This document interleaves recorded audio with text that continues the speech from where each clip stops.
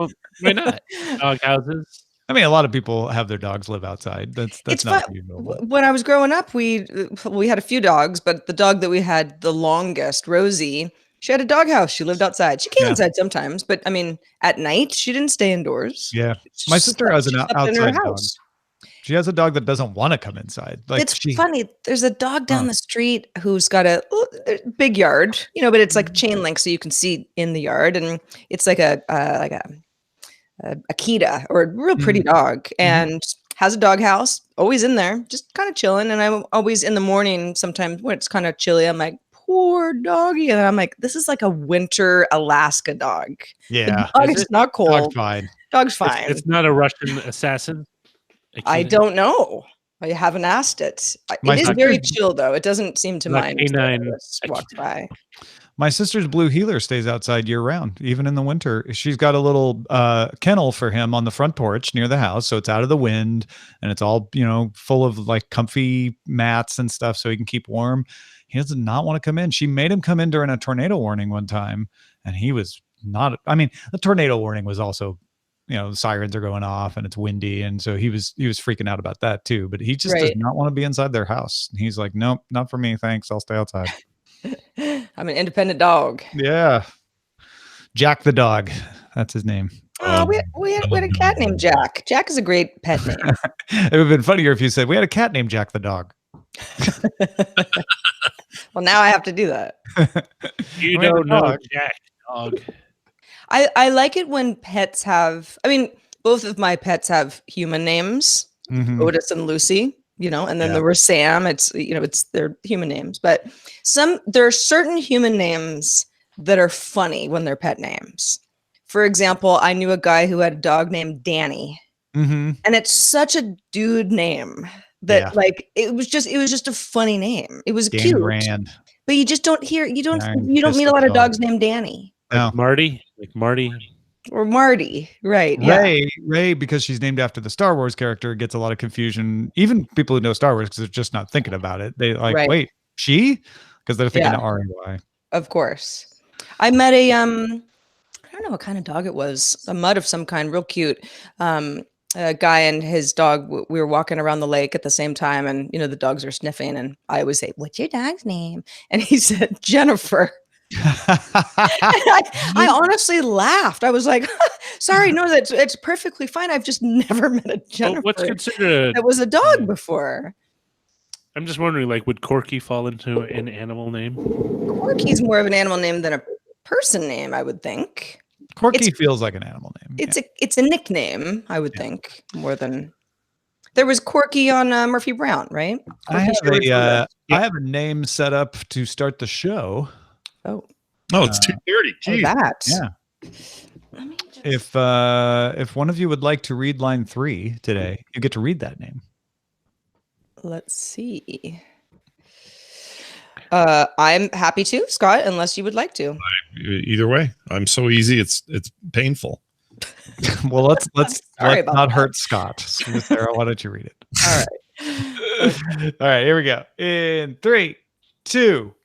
Joan Richardson has supported independent tech news directly for 5 years. Be like Joan. Become a DTNS member at patreon.com/DTNS. This is the Daily Tech News for Wednesday, March 13th, 2019. In Los Angeles, I'm Tom Merritt. And from Studio Feline, I'm Sarah Lane. From beautiful, now snowy again, Salt Lake City, I'm Scott Johnson. And from a dry and mildly sunny LA County area, I'm the show's producer, Roger Chang. So yesterday, we fixed all the problems with the World Wide Web, thanks to a little inspiration from Tim Berners-Lee. And today, we will fix all of the problems with privacy and sharing your images for IBM.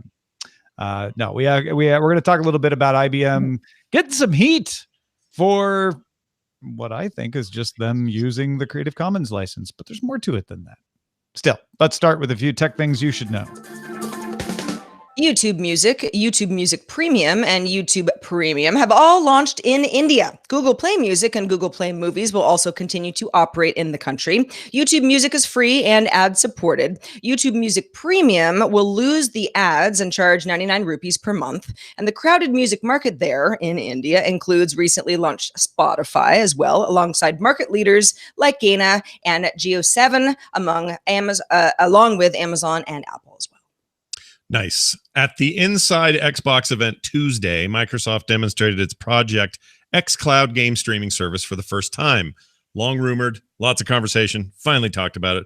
Microsoft showed Forza Horizon 4 streaming from an Azure data center to an Android device using the Xbox controller connected by Bluetooth. Not as complicated as it sounds. Project xCloud will enter public trials sometime later this year. Microsoft also officially released its wireless display app to stream PC games to the Xbox One and use the Xbox controller to play them using Miracast. Google is expected to announce a new game streaming service at the Game Developers Conference next week. Everybody's getting into the pool. All right. South China Morning Post reports that the Fushan subway station in Shenzhen, China, is demonstrating 5G technology, including the ability to use facial recognition to pay your fare. Riders scan their face at a tablet-sized screen mounted at the entrance gate. For now, it's just a test, although it will work if you register your face to your account. It'll charge you. Shenzhen Metro, however, did not announce any plans for a wider rollout. Doesn't mean they won't, but they didn't announce anything yet.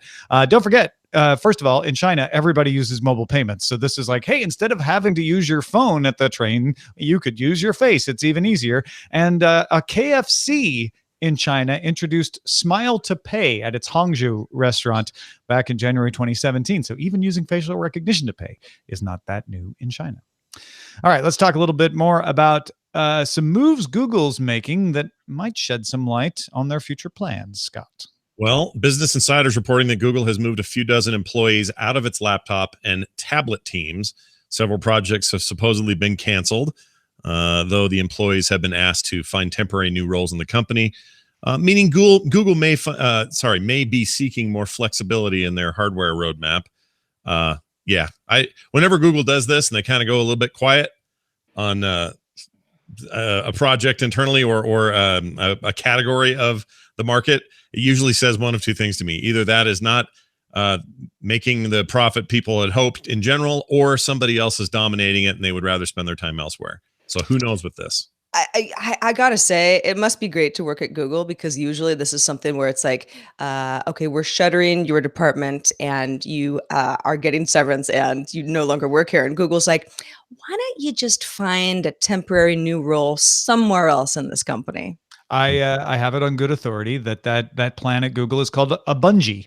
Like a bungee cord, where you just kind of jump to another role for a while, and it does help them not lay people off. Right. Sometimes people bungee and then land on the ground, and they don't end up keeping a role and they leave the company. But it does allow people to try to find another role. So I think Google is using that here to give themselves some flexibility to say, maybe they need to pare down their laptop and tablet efforts and focus on a couple. And so they're like, well, we don't really need all you guys because you were working on 12 different products and we've picked the 2 we want to focus on, but hang out for a while because we'll probably have more coming down the line. It seems like a pretty smart way to do it to me. Google has also expanded its list of available default search engines in the Chromium 73 stable release. While Google's own search, still the one that you get at install, the alternatives have expanded to include privacy-focused search engines like DuckDuckGo in more than 60 markets worldwide. DuckDuckGo was not previously an option in Chrome's defaults. Quant was added as an option in finance, but not in, in France, but not in Germany or Italy. France, which is also a financial center of sorts. Sure. What's the matter with us today? It's just me. So before, there's some other Chrome 73 features rolling out as well, but I love this move by Google, and I think it's based on public and governmental pressure that they're like, you know what, we should really clean this up and make sure at least the top 4 search engines in every market besides ourselves are available as a default before someone forces us to do so. Yeah, my feeling is the same. And it's interesting because part of me wants to go, this is a very magnanimous thing for Google to do. And anytime a company does this, like Apple with their privacy commitments and other companies do similar things, to have Google do this, I go, good job, guys. You're thinking of us. You're taking care of us and you're giving us more options. You're not trying to force us down your narrow path.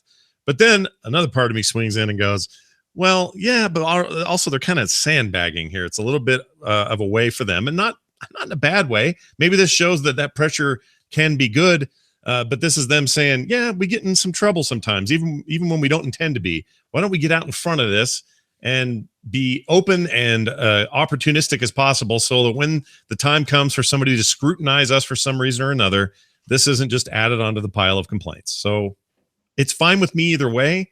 I just wish it was pure nice move, customer facing move by Google, and not the other part of my brain that says, well, you're just doing this so you can preemptively get out of trouble. Although Tom and Roger, you both use DuckDuckGo, so this is something that, it's a nice feature for you.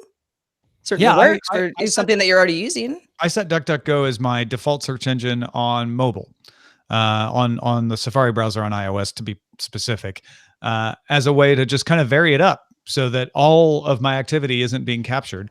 I still use Google on the desktop, and honestly, I didn't ever look to see if DuckDuckGo was available as a default, which it wasn't until now. But I wasn't really going to change it on the desktop. Nice to know that it's there, though. And I'll be honest, using it on mobile, it never causes a problem. I never go, well, I guess I have to go to Google to find this thing. I can always find what I'm looking for. Yeah, I like it just for, I don't know. I just like alternatives, even if they're not alternatives I don't use all the time. I like that the market keeps having weird stuff like this happen. Like, I would have never suspected 2-3 years ago if you'd have said, hey, what if a privacy focused search engine popped in out of nowhere? Do you think it'd get any traction? I probably would have said no. It just seemed like it was too saturated, too much control by one big company and then a handful of others. And I think it's great that DuckDuckGo is doing what it's doing. I just have never used it until the last week or so. So I'm new. I set it to my default in Chrome for OS 10. Like, you actually physically have to add it, right? Yeah, hard. But I've been using it because I just wanted to see, because I mean, Google's default and everything. I wanted to try a different search engine. For the most 90% of the time, it's fine. It's the 10% that I actually switch over to Google if I need to get more detail on a news story or something. Before we wrap this up, Sarah, tell us some of the other things that are coming to Chrome 73. Yeah, Chrome 73 is rolling out today for Mac, Windows, and Linux with a slew of new features, including, some people will be excited about dark mode. That's at least for Mac OS, although it's supposedly coming to Windows soon. Plus better syncing and account sign-in features, new developer support for hardware media keys, and auto picture-in-picture. Spotify has filed a complaint against Apple with the European Commission over App Store rules. Spotify claims that the Apple App Store limits choice and stifles innovation. They say it's an abuse of market dominance, and they want the European Union to look into it. The complaints center around the fact that Apple requires app makers to collect payments through Apple. You can't provide an alternative source to collect the payments. And, of course, the fact that Apple takes 30% cut out of subscriptions, at least in the first year. And Apple doesn't take the cut of other purchases. Spotify particularly points to ride-sharing services like Uber, where they're like, Apple doesn't take a cut of the fares. Why are they taking a cut of our subscription for music? Spotify also wants Apple's own apps like Apple Music to have to abide by all the same rules as everyone else in the store. And they want Apple to stop controlling communications with users. Now, as a side note, Spotify has its own problems. Gimlet Media Company, the podcasting company it acquired last month, has its employees of the podcasting part of the organization unionizing with the Writers Guild of America. So it's not like Spotify is not got its own negotiations with people upset with the way it does business. But let's focus on this Apple claim, because this is huge. Everyone has been wondering when Apple would be taken to task for its App Store policies. And Elizabeth Warren didn't put this in her Medium post last week, but she told The Verge, yes, Apple's App Store policies definitely fall under what I want to investigate if I'm president. So Spotify is bringing this to Europe, and Europe is, as we know, very friendly to these sorts of investigations. Go ahead, Scott. I was just going to say, I actually think Spotify has a point here. Up till now, I've not been too bothered by, as a consumer anyway, bothered by the profit split at Apple. It mirrors a lot of other profit splits out there, but they're also seeing their own disruption. Steam being one, the Epic Store coming in with a better cut, that sort of thing. And so it does seem to be coming up more and more like, okay, well, at this point, when you have this kind of dominance, maybe there's something has to shift around. But the Spotify complaint specifically just sounds legit to me. Like there's some inconsistencies here. If you're going to have a streaming music service, you're already dealing with the lowest margins out there when it comes to entertainment licensing. And you have to come to this platform and cough up your subscription 30% for anyone who subscribes through the app. The alternatives to go full Amazon, but not everybody can do that, and make everybody sub and pull things outside of the OS. And the fact that they've got their own competing music service in there where they don't have to pay themselves 70% cut and keep 30, like that's ridiculous to even talk about. So I don't know. I don't know what the answer is, or I don't know how egregious it is at this point.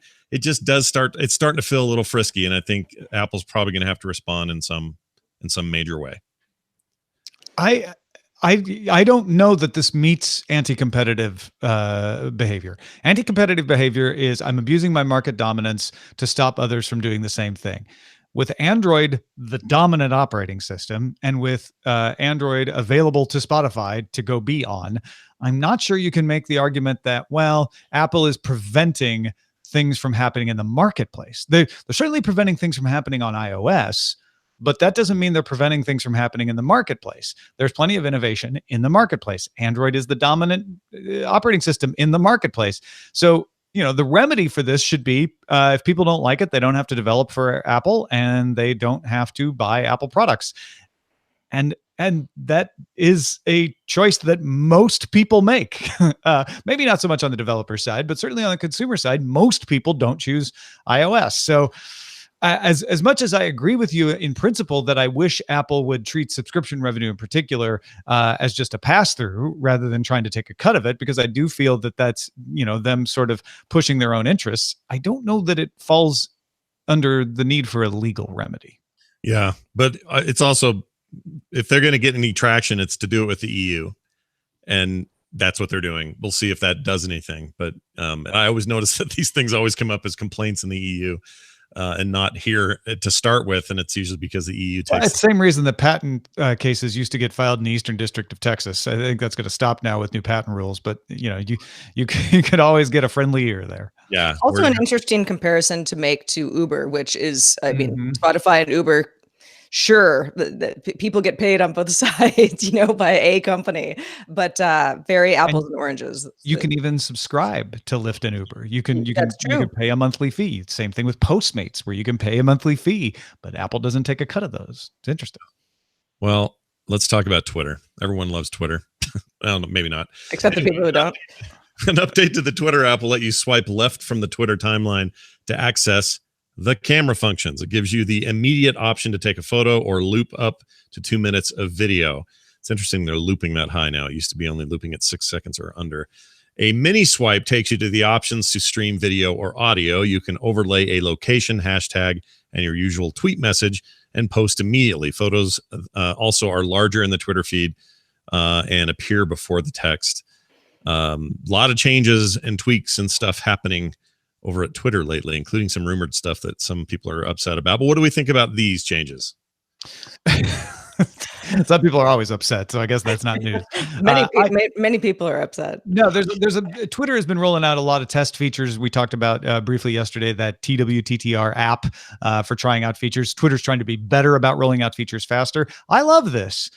This is Twitter saying, we know photos are great on the internet. Everybody loves seeing photos. We know we haven't been doing photos as well. We're going to make it easier for you to take a photo or make a video or even stream live. It's not even going to have the Periscope branding on it, even though we'll use Periscope's infrastructure. We're going to make it easy, and we're going to make it look better in the timeline so that when you do post your photos and videos, they look cooler. But we're not going to try to rip off Spotify or Snapchat or Instagram stories.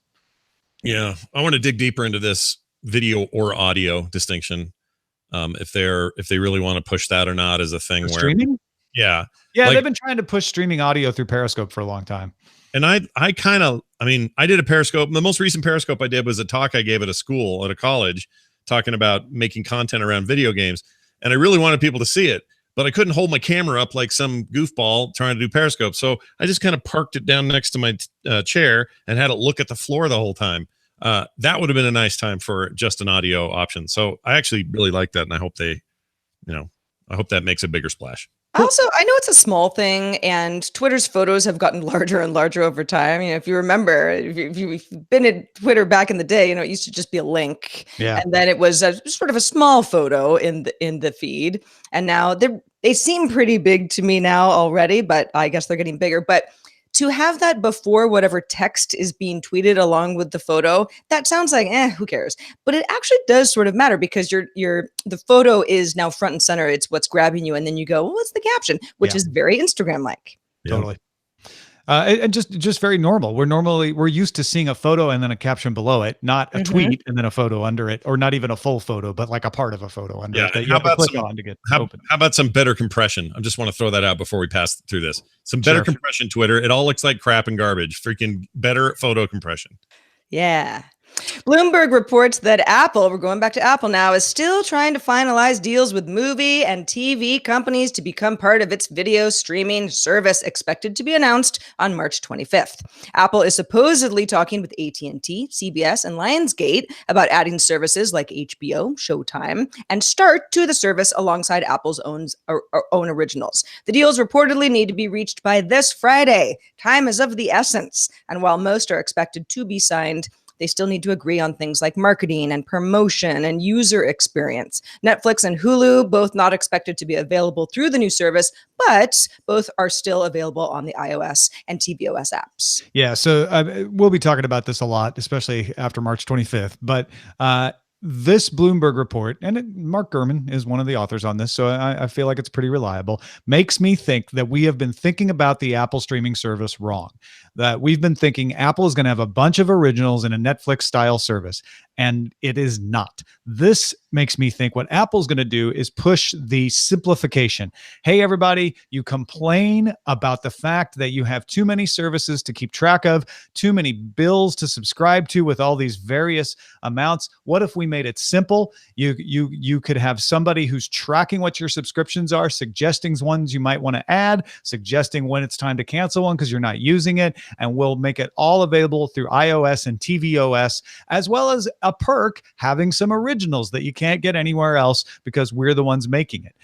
That feels like the push here. It's not going to be an Apple streaming service with Apple content. It's going to be an Apple consolidation service for your streaming content that Apple will add some things to as a bonus for using their service. I mean, I don't have a ton to add to this except to say when you mentioned it on our morning show this morning in brief, it was the first time I'd heard this talked about in this way. And I think you're absolutely right. Otherwise, this is just another sort of, hey, we got the thing too, and it took us forever, but it's because it's better. But really, is it Apple? And why is it more expensive? Like all the dumb Apple stuff that falls around it. Is it just a quick 0 to 60 second attempt to catch up with Netflix and everybody else? Or is it something more than that? And I think you may have, in my mind, you've dug up what more it is. We'll find it on the 25th, but I really, really like your theory. Thank you. I'm glad you do. And actually, if you want to hear me imitate what I think Apple might announce in Apple version of language, check out the morning stream, because that's what I did. It was really good. Yeah, it was something else. Hey, folks, if you want to get all the tech headlines each day in about 5 minutes, be sure to subscribe to dailytechheadlines.com. All right, let's talk about NBC News reporting that IBM was using and is using and has used images from Flickr in order to train an AI on facial recognition. Now, this is being reported by NBC News as a privacy violation. So let's talk about what's actually happening. The photos that IBM are using were listed under a Creative Commons license on Flickr. This is something that used to be kind of front and center. Now it's not the default. You default to copyright protection now on Flickr, but I think for a while the default was Creative Commons. I'm not sure. Could be wrong about that. But a lot of people did it. So a lot of people made their photos available on Flickr under a Creative Commons license, and IBM said, oh, okay, This grants us wide rights to use the photos without having to ask specific permission, so we will do that. Now, IBM said it complied with privacy principles anyway, and that the data set compiled data on measurements between facial features, then discarded the images. The actual images themselves are not stored, nor are they part of the algorithm. In other words, they pull up the image, they make a bunch of measurements like how far is the nose from the eyes, and it's much more complex than that. They store those measurements to help train the machine learning and then discard the image.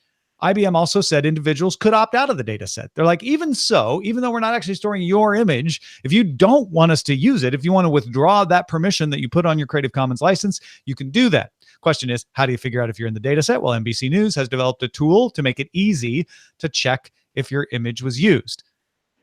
Now, folks, I'll let Scott and Sarah describe their reactions to this, but I have a very specific reaction that I think is very telling about how things have changed on the internet over the past 10 years. Sarah, you go first. I want to hear. All right. Well, so as a Flickr user, and I am currently a Flickr user, paying for Pro still because I have a lot of photos on there. But back in the day, I was a very avid Flickr uploader user. I was in the wheelhouse of Flickr, and I had not all of them. There were certain albums that weren't, but most of my photos were Creative Commons because I kind of liked the idea of people being able to have a little bit more ability to use them creatively, and it was sort of the way that community felt at the time. Again, this is like 2007, 2008 at its heyday. So, and I remember getting into kind of an argument with a photographer friend of mine who was like, you're screwing it up for the rest of us. We're trying to make money on this stuff. You're just kind of letting people use your photos. And those were the conversations we were having about Creative Commons at the time. Now, when you think about what IBM is doing, it doesn't really bother me because the photos themselves are not being used in a way that I feel violates my personal privacy. However, I would be a little weirded out to know that my photos specifically were being used. And it doesn't appear that they are because I tried this tool earlier today. But if they were, I would want to know that beforehand rather than someone saying, well, if you want to know if you're part of this experiment with AI, check out this tool. That's really my only gripe with this. My take is I don't actually care if they use my photos at all. I don't find it all that big a deal. They're up publicly anyway. If these were non-Creative Commons licensed things, well, that's a different thing. But I think IBM is adherent to the Creative Commons as it currently is stands, and I think that this is what this is for me is yet another example of not legislation but rules and guidelines that were made during a time where nobody knew we'd be scouring millions of photos and using it for machine learning, using it to understand this or that or build whatever. Like, we didn't know that. All we knew was I took a thing, maybe I'm a photographer, maybe I'm an artist, I put it up online and I said, hey, I would like this to be able to be used by other people and shared around, but only under these restrictions. Therefore, Creative Commons is great because it gives both them a chance to use it and create attribution, and it gives me the exposure I want, but also the protection I want for my own work. And what's happened is we're now in a new place. It's different now. What you can do with these things is so much different than any of us thought of. So I think it's probably just time to go reevaluate what Creative Commons is and kind of make adjustments as necessary, make it a more fluid set of guidelines that are agreed upon. But like copyright law, like a million other things that are sort of like this, they don't stick very long. Stuff changes and we have to approach it that way. So that's my takeaway is that this just needs to be talked about again. And I disagree with both of you. All right, great. And more with Scott than Sarah. Creative Commons was exactly for this use. And there are multiple versions of it that you can choose the rights that you want to attach to your image. And if this story comes out in 2008, NBC News is talking about how this crazy open license has unleashed innovation, allowing IBM to create an artificial intelligence that can create facial recognition. If we didn't have Creative Commons, IBM would have had to go and get permission to use all these photos. But because of the Creative Commons license, we've now unleashed innovation and creativity because that was the spirit in 2008 and 2009. The only thing that has changed is our attitude towards this. So I don't think Creative Commons needs new licenses. They have a very bullet-tested licensing system. What has to happen is people need to realize that their decisions of 10 years ago still have impacts today. Because I think when Flickr was sort of encouraging you to do Creative Commons, people didn't think, oh, it could be used for anything. They thought, oh, I'm sharing with other people like me, even though the Creative Commons license specifically is created to do exactly that. And there are versions of the license that will restrict what you can do with the images while still being able to share them. There are things like calling for attribution or saying, well, you can use mine, but you can't share it with anybody else. You can only use it for your own purposes. I think that Sarah's objection is the natural one of like, well, I wanted to share it with other people back then, but I didn't realize it could be used for this. I think that's just a change in our attitudes, though. It's always been what the Creative Commons license was for, was to say, hey, let someone else use your image so that they can just go and do something unexpected with it and learn from it. Well, we've also had a decade plus of warnings and potentially frightening stories about how smart AI is getting and how humans need to be more and more wary of where are the robots going with all of this. So I think you make a really good point that back in the day, if this would have been explained to the public, probably a lot more people would have been like, wow, pretty cool, because we've made such strides in the last 10 years in this arena, and some of them trouble people. Yeah, I would actually say, I know we're almost out of time here, but I just want to say this. I actually agree with everything Tom is saying, 100% across the board. No, you're supposed to argue with him. True. But my only point is, and I should have clarified this, if people want this to change, then they're going to have to change it. In other words, if people are scared about this now, you can change it. So Flickr is at fault here, right? Flickr, if anybody's at fault, it's Flickr for encouraging people to use Creative Commons without really educating them what the impact might be.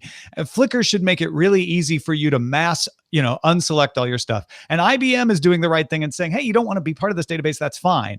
But unfortunately, I think it's the wrong attitude. I think it shows that we're headed into the cycle of not sharing. We're headed in the cycle of building up walls. And you can see that because the successful companies are the ones that have big walled gardens. We're just in that period of time, which is different than it was 10 years ago. Yeah, I agree with that as well. Thanks to everybody who participates in our subreddit. We hope you're still with us in 10 years. Submit stories and vote on them at dailytechnewsshow.reddit.com. You guys on Facebook, you too. Stay put. Facebook.com/groups/dailytechnewsshow. If Facebook's still here in 10 years, stay put. Well, a lot of things can happen in 10 years. All right, let's check out the mailbag because email will be here in 10 years. I could tell you that. That's for sure. It is the cockroach of tech. James had thoughts on Tom's views around Cambridge Analytica and our overall discussion yesterday on Tim Berners-Lee and where the web is today. James says, I could not agree with Tom more. In fact, I'd argue that Facebook's mistake was much more mundane and commonplace one. Bad governance. But the suggestion, and I believe James is referring to my suggestion on the show, that the problem can be solved by improving search results at all bothers me. It sides too closely to limiting the internet's unbound nature because it essentially argues that the problem here is curatorship. But user choice has long been the driving force of the online world. Maybe less, not more, is the answer. Worked for Wikipedia, didn't it?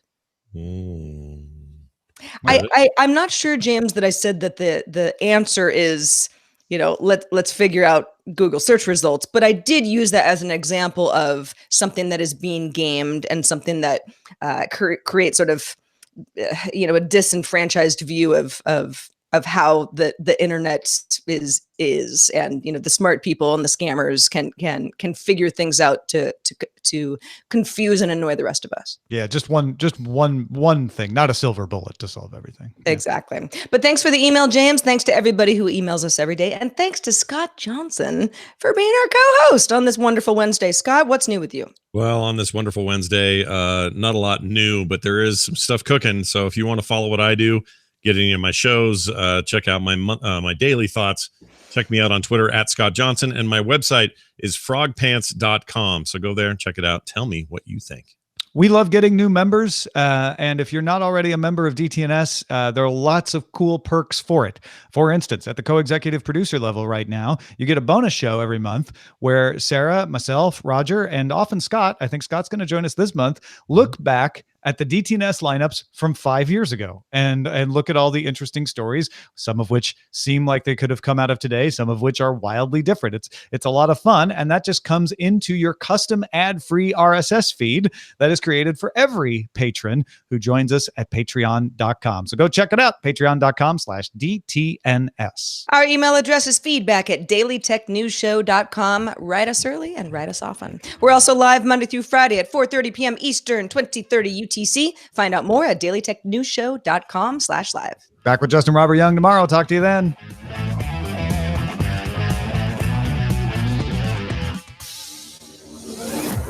This show is part of the Frog Pants Network. Get more at frogpants.com. Diamond Club hopes you have enjoyed this program. Oh, finance fries, my favorite. Finance fries. There's two things going on here. First, I need glasses. Second, Okay. my MacBook backlight has failed, so I'm kind of. All right, of it's course. It's as if I'm reading at dusk. No, is it like a it's like a it's not quite like a Kindle then though, right? Like it's not like good e-paper. It's like trying to read with the brightness at 30%. Oh, that sucks. I know. So and trust me, I'm as mortified as possible. The country of finance. Oui. I was like, actually, Germany's really more the financial capital, I guess. Even Tom was like, France, Sarah. I couldn't help it. I'm sorry. And the thing is like, I know what it is, but sometimes you get rolling and you're just Yeah. I just saw finance. Yep.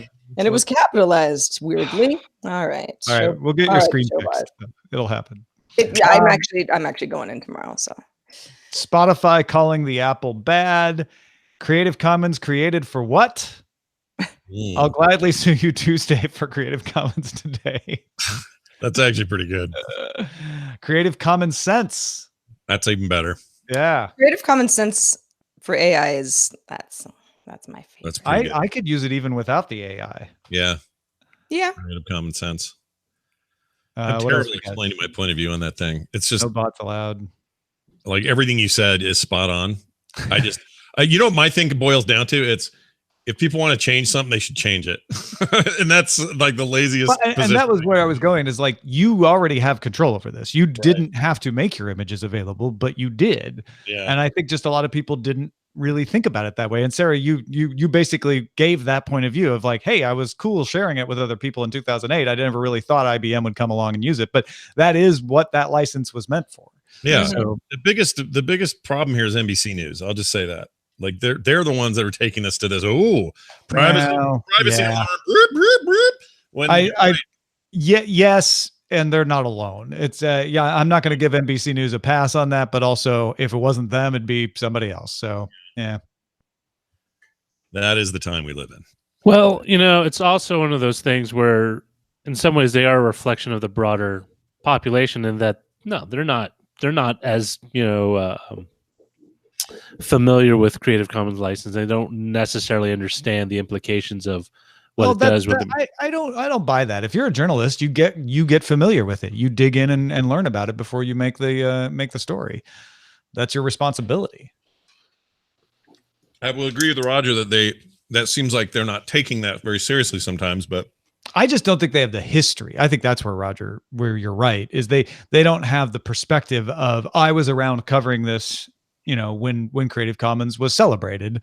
And so I don't realize that that's a change in attitude. And I think that's an important part of this story is this is a sad thing that people are mad about this, because I really do think that if we didn't have, as Sarah pointed out, 10 years of AI scaremongering stories, if we didn't have, the last couple of years of outrage culture, especially at privacy violations and actual real bad privacy violations and hacks, then I don't think this would work. The story would be, hey, check this out. The idea of sharing images freely instead of copyright protecting everything by default has allowed for this great innovation, because there is no implication to what IBM is doing that is bad for you.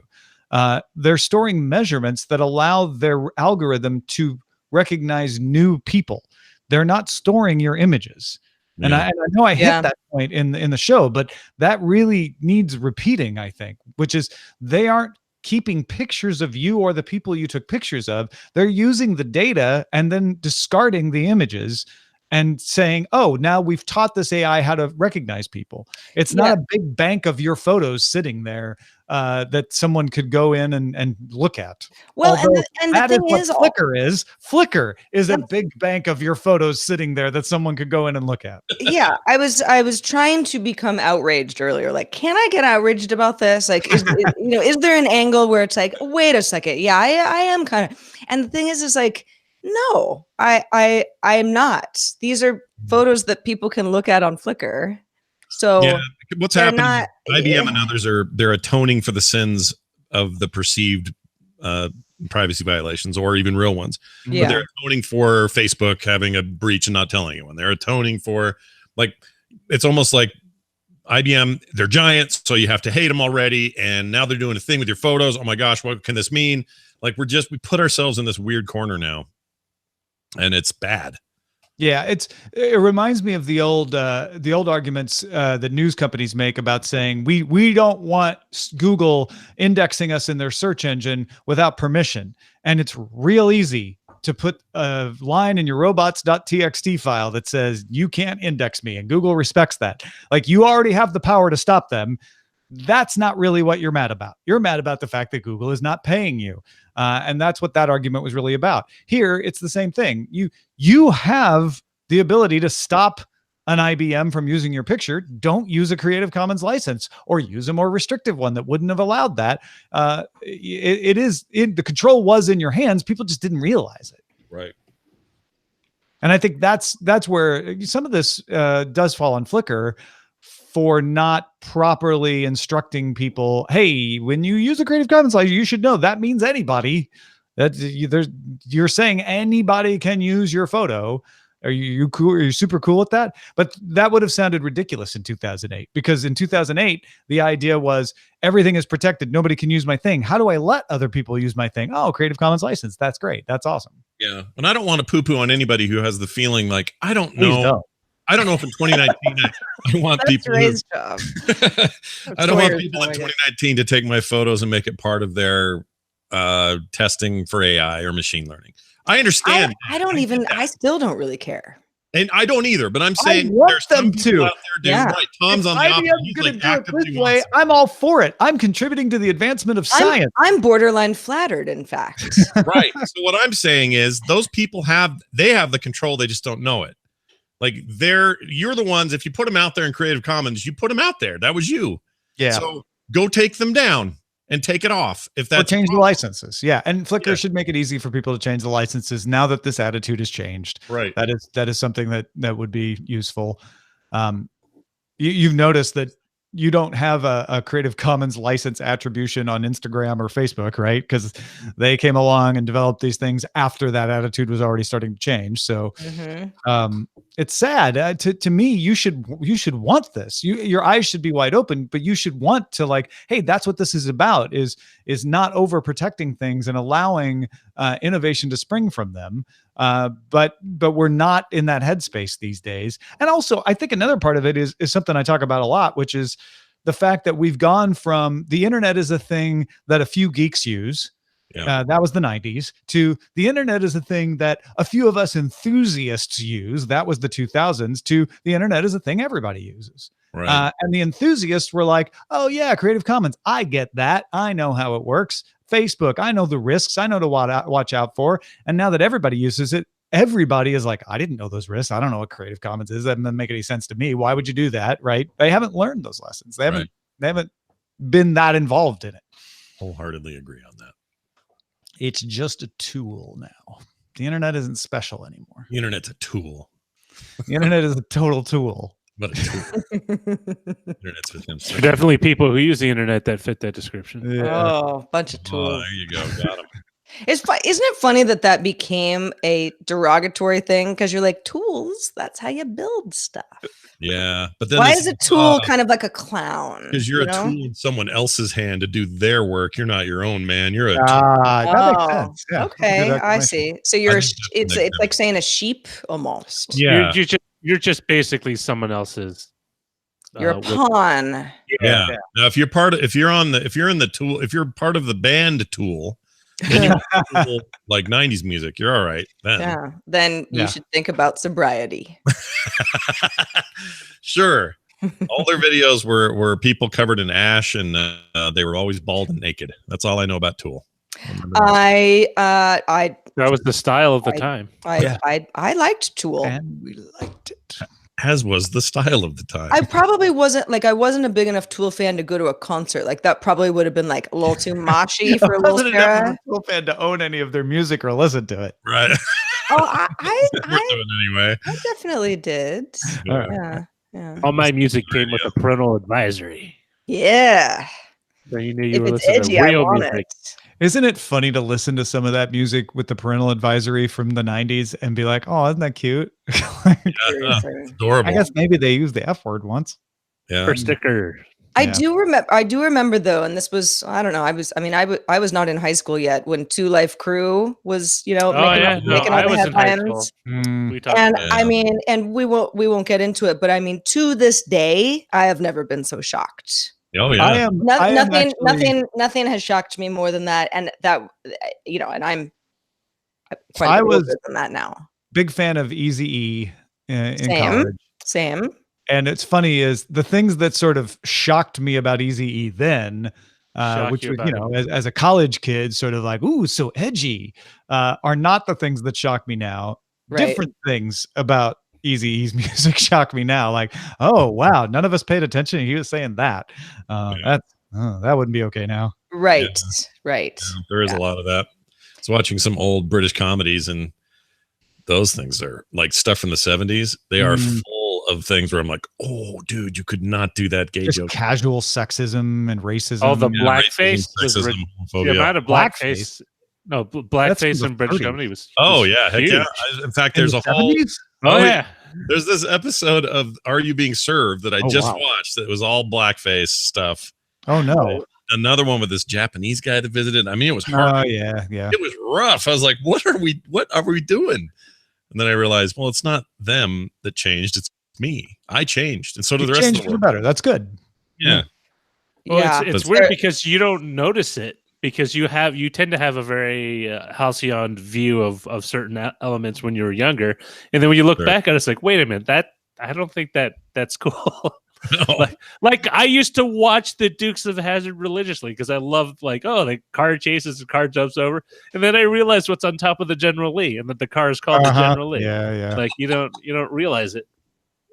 What's on top of the General Lee, and that it's called the General Lee. And also, by the way, Yeah. you didn't realize. Like it didn't occur to me because I was in like grade school. It's like cool. The car jumps over things and they drive around a tree and the Yep. Boss Hawk's frustrated. Oh, what are these Yeah. Duke boys going to do this week? Yeah. Well, folks, we'll talk about more offensive things next week, video folks. But we have to go for now. Audio folks, stick around. We'll try to be nicer. We'll have more examples. There's more to come, or fewer examples. Good up viewer, yeah. More shock and outrage. Maybe there was- more awe, less shock. I don't know. I But bye, video folks. That was what I was trying to say. Goodbye. Goodbye. Thanks,